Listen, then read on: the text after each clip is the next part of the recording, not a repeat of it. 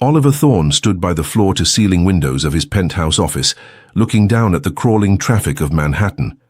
As the CEO of Thorne Global, he was used to being in control.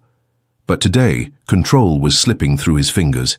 His uncle, Elias Thorne, a ruthless board member, had just launched a shadow campaign to orchestrate a hostile takeover. To make matters worse, Oliver had just fired his executive assistant of 3 years after discovering she was feeding Elias confidential emails. He needed a replacement immediately, someone completely disconnected from the elite corporate circles, someone with no ties, no legacy, and absolutely no loyalty to the Thorne family name. Down in the polished marble lobby of Thorne Global, Clara stood before the imposing reception desk. She did not belong here, and her worn trench coat made that obvious. She had no appointment and no printed resume. What she did have was a sharp mind and a quiet, burning desire to get inside the walls of the company that had destroyed her family. Years ago, her father's shipping empire was dismantled by Elias Thorne in a ruthless acquisition. Now, Clara lived a quiet life, hiding her true identity as the last heir of a fallen dynasty. When she heard Thorne Global was in chaos and the CEO was firing staff in a paranoid frenzy, she knew it was her only way in. The head of human resources laughed when Clara asked for an interview without submitting a portfolio. But fate, or perhaps desperation, intervened. Oliver stepped out of the private elevator, his face a mask of exhaustion and fury, demanding to know why the lobby was so loud. He locked eyes with Clara. She did not flinch, nor did she look at him with the reverent awe he was so accustomed to receiving from women. She simply stated that she heard he needed an assistant who was not on his uncle's payroll. Oliver was taken aback by her audacity. He demanded to see her resume. Clara replied, looking him dead in the eye, that a piece of paper could be faked, just like the loyalty of his last assistant, but competence could not. Intrigued by her sharp tongue and desperate for someone entirely outside his uncle's sphere of influence, Oliver made a reckless decision. He hired her on the spot. It was a move that shocked the entire executive floor. Clara was thrown into the deep end of a multi-billion-dollar corporate war. On her first day, Oliver tossed a stack of disorganized financial reports onto her desk, expecting her to drown in the numbers. Instead, within 3 hours, Clara had not only organized the data, but also identified a hidden pattern of stock dumping that proved Elias was manipulating the company's valuation. Oliver was stunned. He realized this woman, who claimed to have no corporate background, possessed an analytical brilliance that rivaled his own top executives. The tension between them crackled with every interaction. Oliver was a man who commanded a room with a single look, used to people bending to his will. Clara refused to bend. When he offered her a corporate credit card to upgrade her wardrobe for their business meetings, she slid it right back across his mahogany desk. She told him her clothes were perfectly fine for doing the job he hired her for, and if he had a problem with her appearance, he could find someone else to decipher his uncle's fraudulent ledgers. It was a moment of fierce pride that left Oliver momentarily speechless. No one spoke to him like that. Yet beneath his irritation, a seed of genuine respect began to take root. The stakes escalated rapidly by the end of Clara's first week. Elias Thorne accelerated his plan, calling for an emergency board vote to oust Oliver.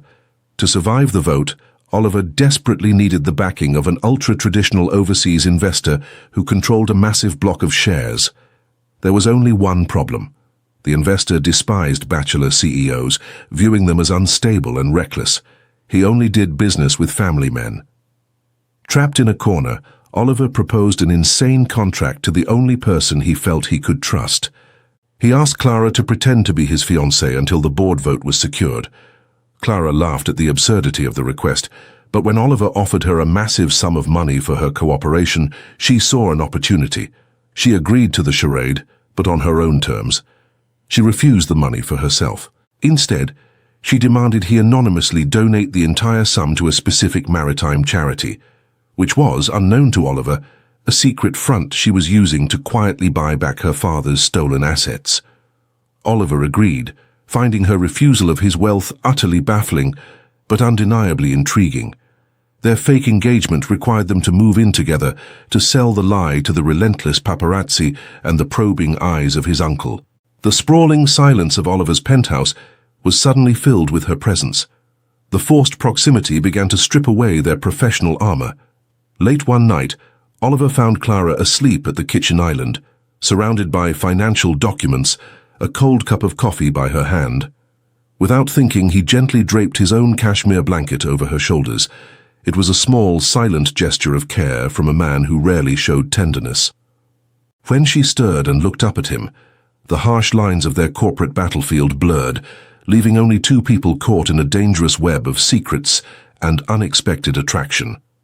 As they prepared for the grand anniversary gala of Thorn Global, where they would make their first public appearance as a couple, the air between them was thick with unspoken words. Elias would be there, waiting to tear them apart. Clara stood before the mirror in a simple, elegant gown she had purchased herself, refusing the designer dresses Oliver had tried to send to her room. Oliver walked in, his breath catching in his throat at the sight of her.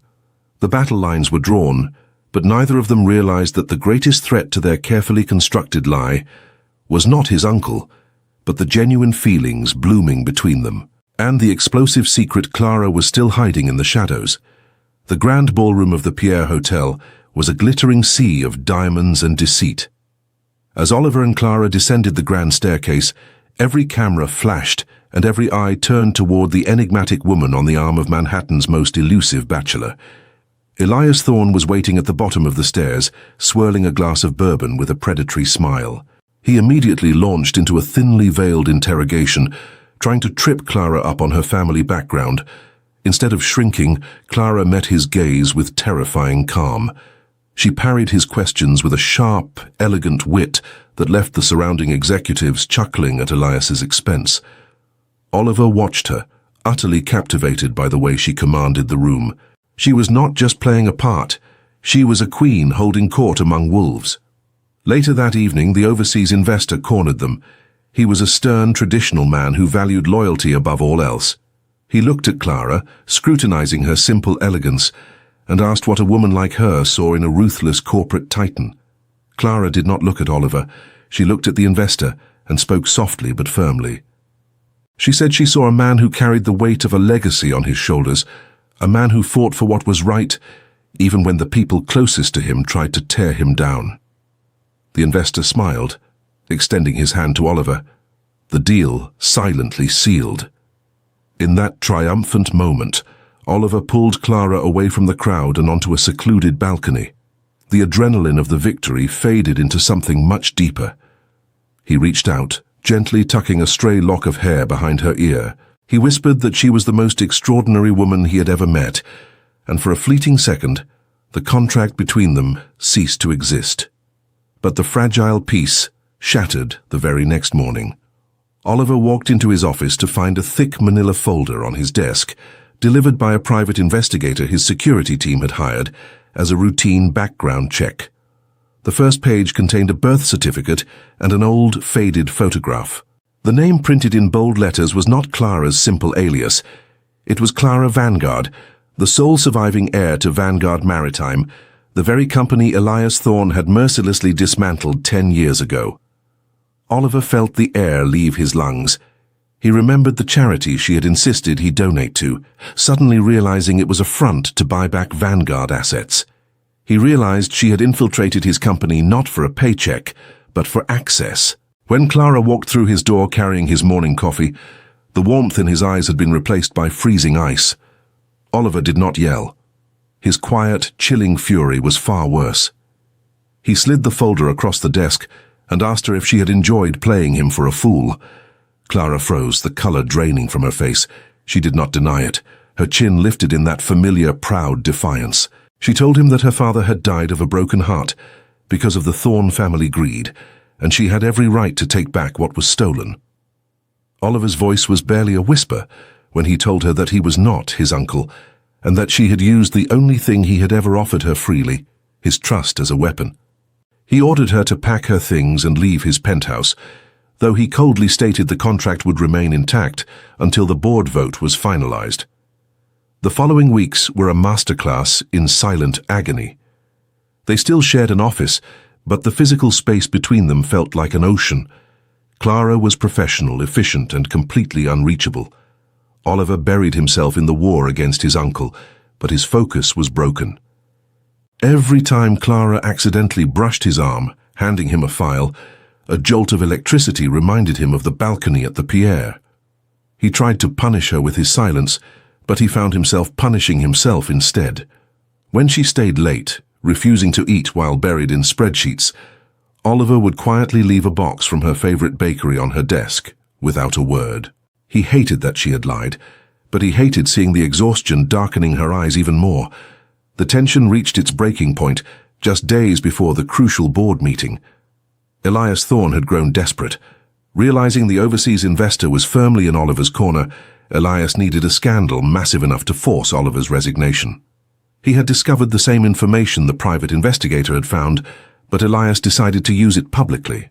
He called an emergency press conference, intending to expose Clara as a corporate spy, and Oliver as a compromised, incompetent fool who had been sleeping with the enemy.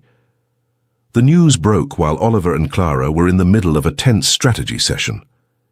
The television screens in the boardroom suddenly flashed with Elias's face, holding up the Vanguard documents. The trap had been sprung, and the entire empire Oliver had fought to protect was about to burn to the ground. As the television screen broadcasted Elias Thorne's triumphant sneer to the world, the heavy silence in the boardroom was deafening. Clara braced herself, expecting Oliver to finally throw her to the wolves to save his empire. Instead, he did something that shocked her to her core. He reached across the mahogany table and took her trembling hand in his firm grasp. He looked into her eyes. The ice of the past few weeks completely melted away, replaced by a fierce, burning resolve. He told her that his uncle had vastly underestimated them both. They were not going to hide, and they were not going to let Elias destroy another legacy. They were going down to the lobby together. The lobby of Thorne Global was a chaotic circus of reporters, flashing cameras, and shouting journalists. Elias stood at a podium, holding the Vanguard files high, declaring Oliver unfit to lead. The noise died down instantly when the elevator doors opened and Oliver walked out, his fingers interlaced with Clara's. Elias mocked them, asking if the disgraced CEO was coming to hand over the keys. Oliver did not raise his voice, but his commanding tone cut through the massive room. He announced that Clara Vanguard was indeed standing by his side, but she was not a spy. She was a brilliant auditor who had been working directly with him to uncover a massive internal fraud. Before Elias could interrupt, Clara stepped forward, projecting a calm power that commanded absolute attention.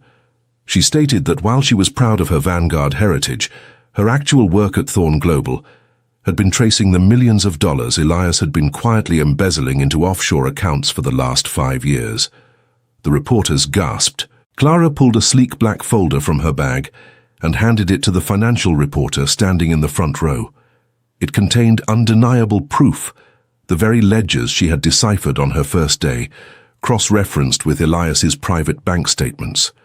The color drained from Elias's face as the reporters began aggressively reading the explosive data aloud.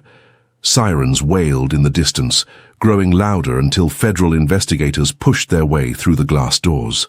Right there in front of the empire he tried to steal, Elias was placed in handcuffs and escorted out, completely humiliated and permanently ruined.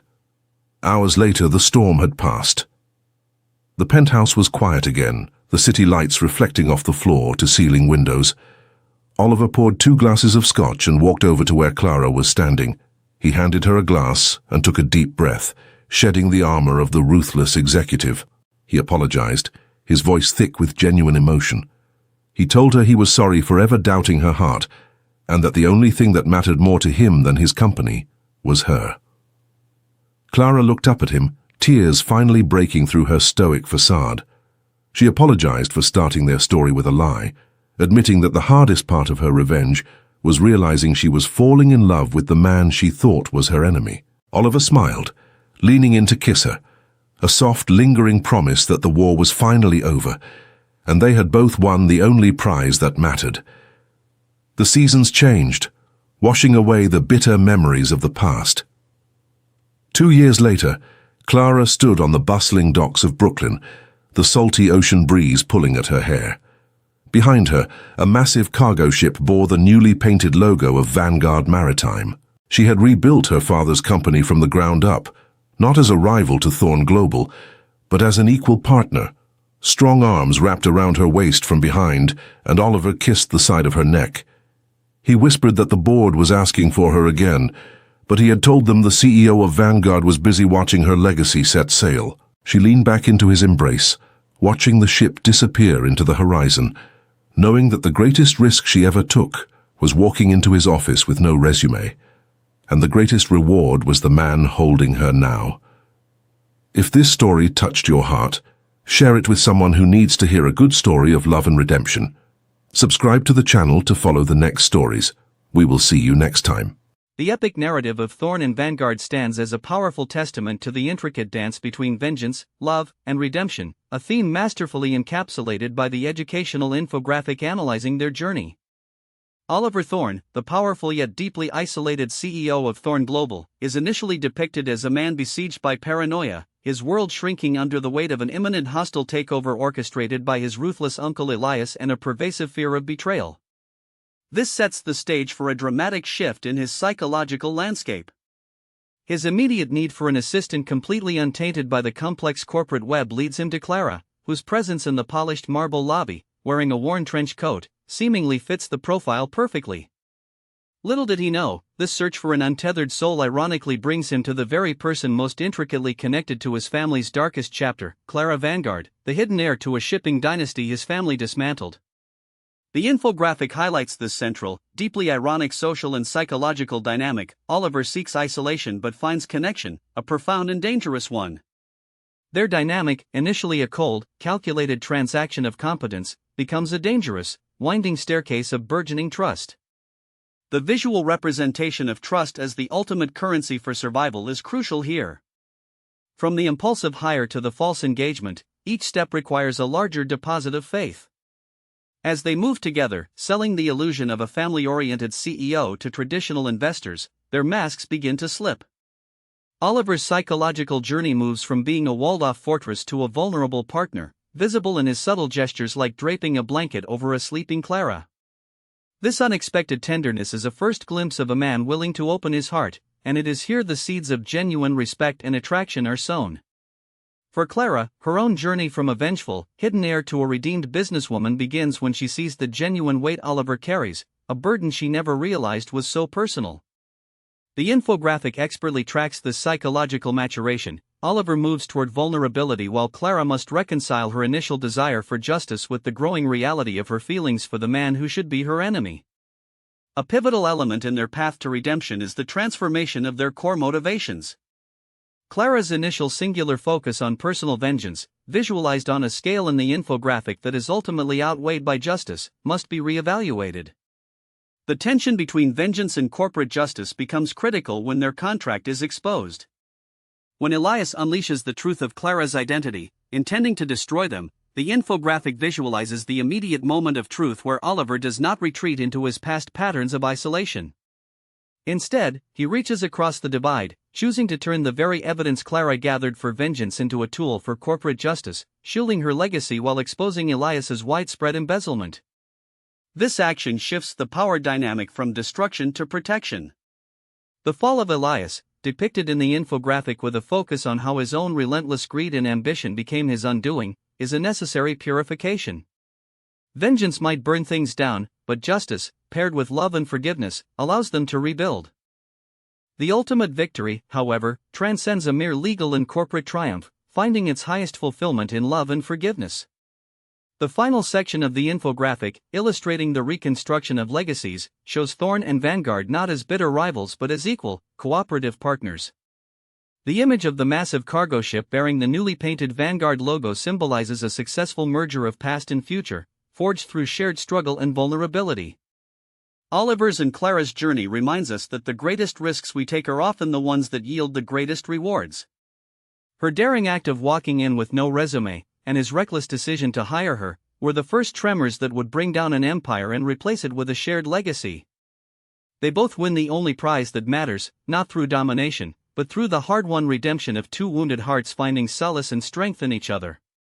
Their story, a powerful narrative of emotional and corporate healing, concludes not with a final battlefield, but with a horizon of infinite possibility, where love and mutual respect are the only cargo that truly endures.